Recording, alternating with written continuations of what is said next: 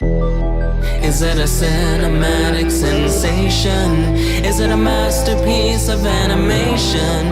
Or a terrible train wreck like Jambareeqi check? If a movie needs an exorcism, he'll smite the demon with criticism. If it deserves attention, he'll give it a heartfelt mention. A strawberry rating 1 to 5. Jambareeqi reviews. Howdy folks, Jambareeqi here. One of my patrons, Jesper Hartvig Brunn, made a $20 pledge, and their reward was an opportunity to choose an episode of Jambareeqi Reviews. Their request was Justice League Doom. Keep in mind, this is my first introduction to anything Justice League related. I've not experienced anything to do with Justice League before. This is my first. All I know is that this is an animated straight-to-video adaptation of a Justice League of America comic book storyline called Tower of Babel. Or is it Tower of Babel? The Justice League are a team of superheroes made up of Batman, Superman, The Flash, Wonder Woman, Martian Manhunter, and Green Lantern. One night, a villain breaks into the Batcave and steals data on the Justice League members from Batman's computer, with the intention to send all the information to the immortal conqueror Vandal Savage. Savage then offers riches to the League's greatest enemies and assigns them to defeat every single Justice League hero, using his new collected secrets on each superhero to find their weaknesses. After presumably taking down the Justice League, Vandal then explains that he has plans to wipe out half the planet, making the rest of Earth dependent on his leadership. How? By using a rocket missile to trigger a solar flare that'll shoot towards the somewhat facing side of Earth. Can the League overcome their defeats and save the world from Savage's Legion of Doom? Content.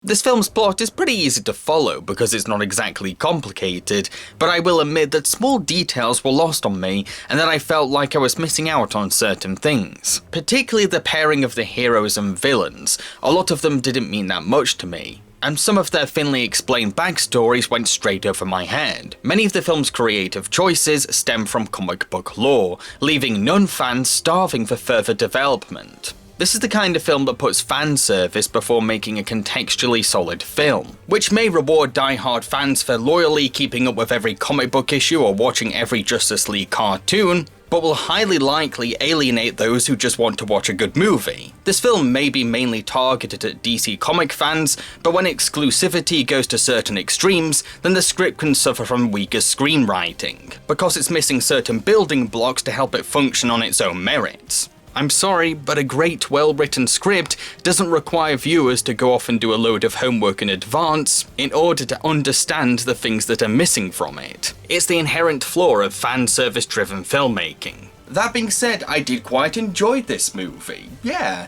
even if you don't have much DC Universe knowledge, there's a lot here that will speak to you. One strength of the film is its theme of weakness, and how a superhero's Achilles heel won't always be something physical. Each of these heroes have personality traits or insecurities that are being taken advantage of. Sure, some of them have straightforward flaws, but most of them are having their worst fears or natural instincts preyed upon. The movie also has a strong feeling of an impending apocalypse all throughout, not only because the Justice League are being gradually dismantled, but there's also a build-up to Savage's rocket launch, which serves as a constant reminder that a huge population of Earth is at threat. The movie subtitle, Doom, is mainly referring to the Legion of Doom, but it also relates to how the film is about Earth being literally doomed. I also really like how the Justice League actually addressed the ethics of Batman's research tactics, how his collective data on every team member is a sign of distrust, even if it's for the safety of humanity.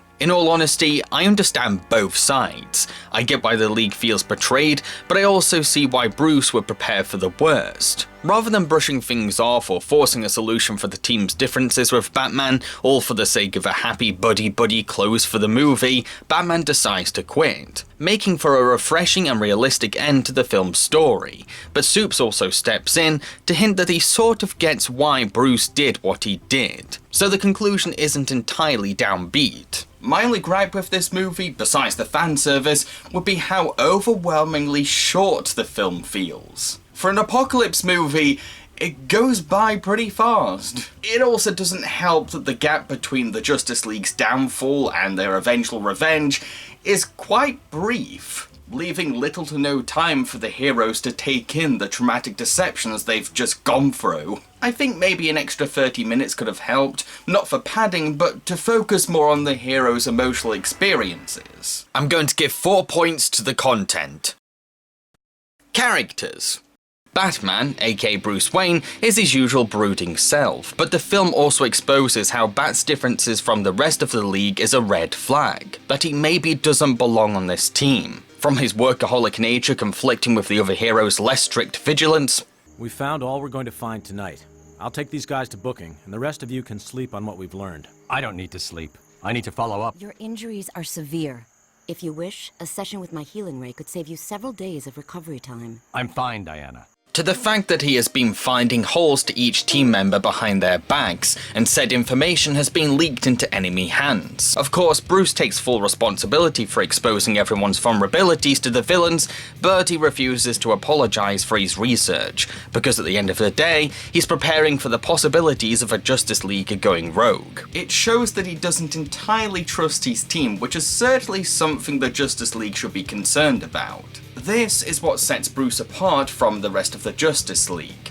While the other superheroes have complete trust in each other, Bruce wants to keep an open mind, knowing that no one is invincible to mind control or temptations. Bruce's attachment to his deceased parents is seen as his greatest weakness. Disturbing their graves is the perfect way to screw with his complicated emotions, making him vulnerable to Bane. It's actually maybe the most disturbing and personal tactic that the villains use, especially when he's buried alive with his parents. But I also like that seeing his parents' remains reminds him to keep strong. Superman, aka Clark Kent, tries to convince a suicidal man from not jumping, but he turns out to be a villain in disguise and shoots Superman with a kryptonite bullet. On the surface, kryptonite is an obvious weakness for Supes, but there's more to his plot than that. Kryptonite is not Clark's only weakness. Superman can never turn down an opportunity to help someone. The plot also opens up a good point too. How can you save Superman from a bullet wound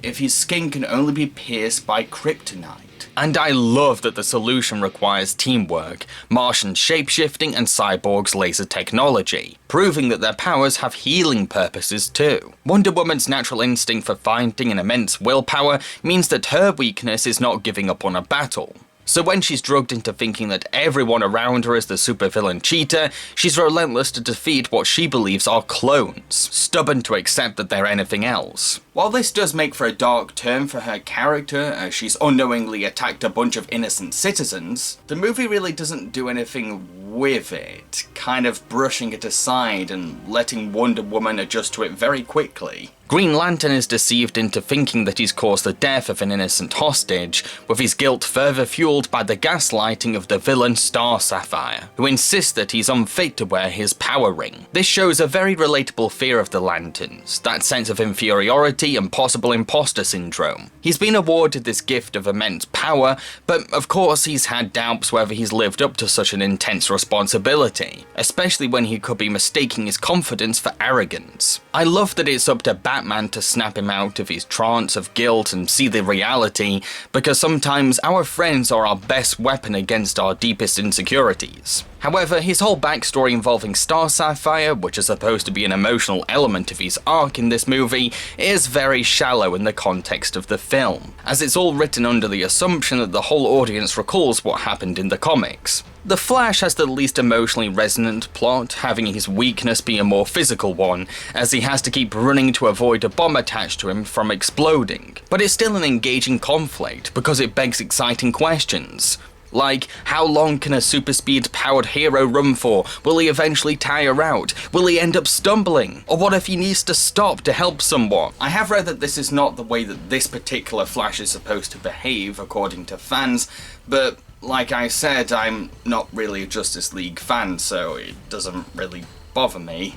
But I've seen some of my favourite animated characters portrayed wrongly in films before, so I get the feeling. Martian Manhunter, while posing as a human, is drugged by a disguised villain, making him highly flammable, and the villain sets him alight. What's amazing is that while he's obviously in horrible pain that's clearly causing him suffering, his main concern is that people stay far away from him for their safety.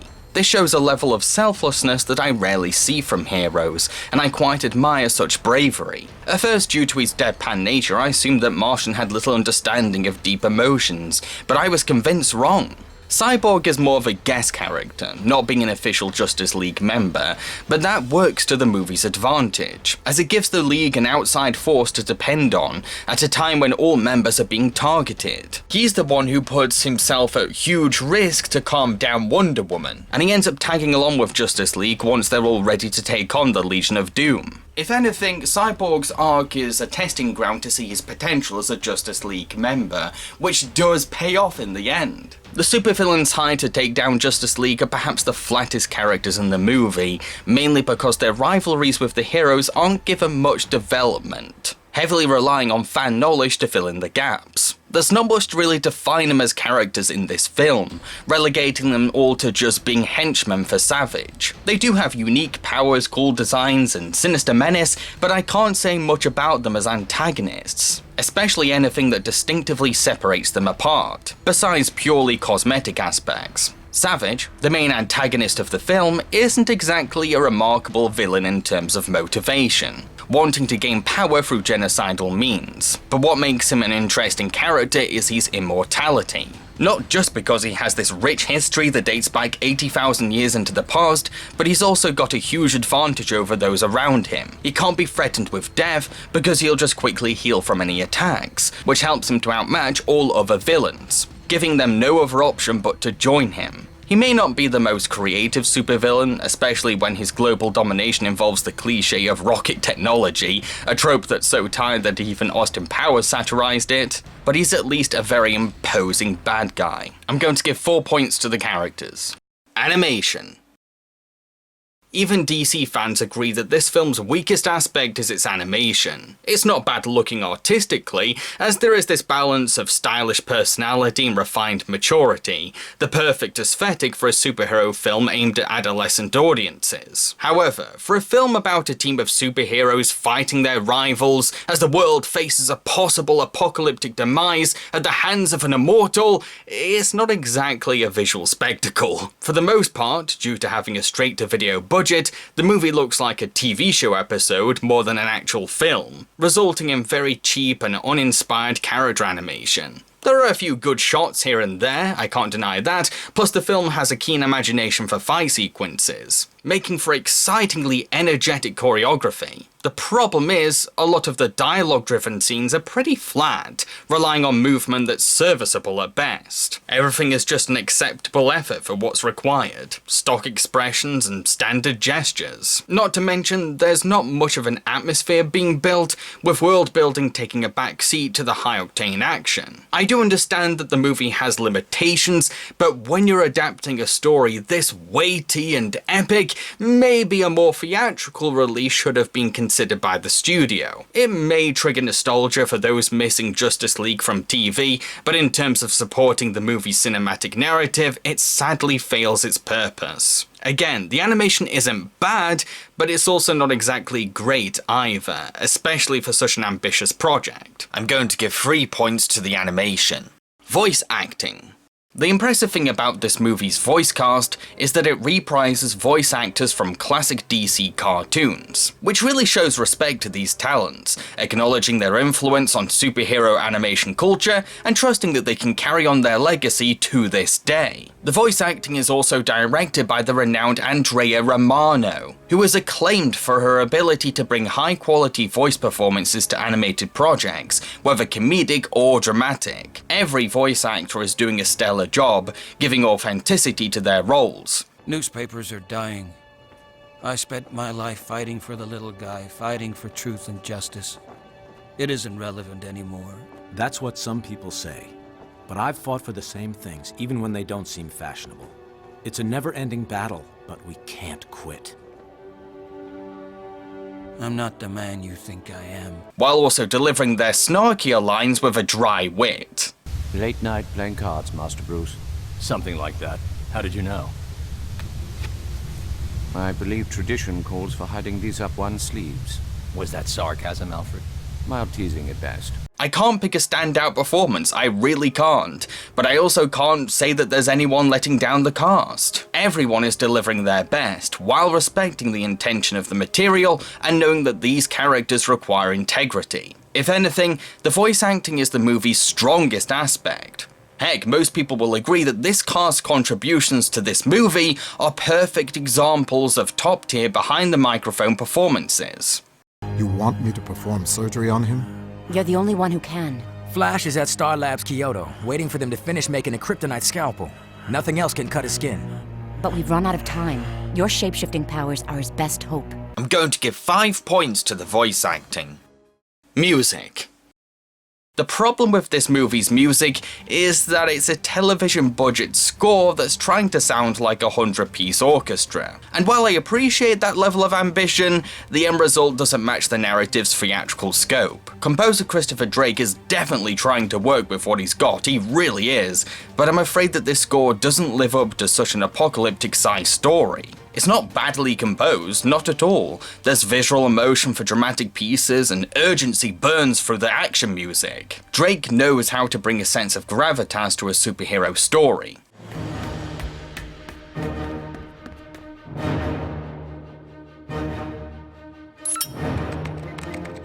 Where's the flipping countdown command?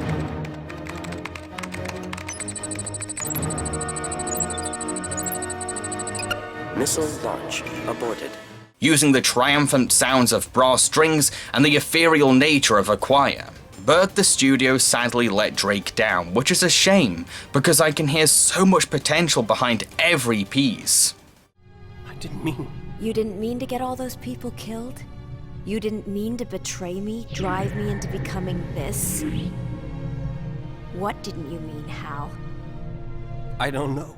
The cheap resources don't do them justice. I'd say that this is an A for effort, no doubt about it. I'd love to hear a Christopher Drake score that's financed properly. I'm going to give 4 points to the music. For a straight-to-video animated superhero movie about the apocalypse, this is a pretty fun film. It has some exciting action, dry humour, plus explores some deep themes like weaknesses and teamwork ethics. However, it's sadly let down by its heavy reliance on fan service and very low budget. Justice League Doom has gained a total of 20 points, which translates to 4 strawberries out of 5. If you enjoyed the Avengers movies and Batman Mask of Phantasm, then I think you might like Justice League Doom. I'd just like to point out that the 3D graphics for this video were produced by Rin. If you'd like to commission her for work, here's her website on screen. I've been Jambareeqi and I hope that you enjoyed this review. If you did, then feel free to like, subscribe and share. So, what am I going to be reviewing in the next episode of Jambareeqi Reviews? Well, this is actually going to be the last ever episode of the show. Yes, but you will also be happy to know that it'll be a Christmas special. Mickey's Magical Christmas, snowed in at the House of Mouse. Cheerio, folks.